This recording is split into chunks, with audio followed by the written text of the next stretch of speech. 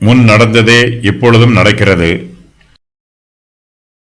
முன் நடந்ததே இப்பொழுதும் நடக்கிறது. இனி நடக்கப் போகிறதும் முன்னமே நடந்தது. நடந்ததையோ தேவன் விசாரிப்பார். நாம் ஜீவிக்கிற இந்த உலகத்தில் ஏராளமான மாற்றங்களை காண்கிறோம்.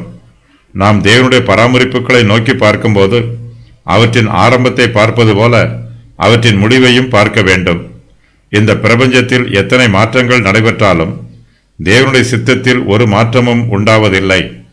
தேவனுடைய ஆளுகையிலும் மாற்றமில்லை, அவருடைய விருப்பத்திலும் மாற்றமில்லை, அவருடைய வார்த்தையிலும் மாற்றமில்லை.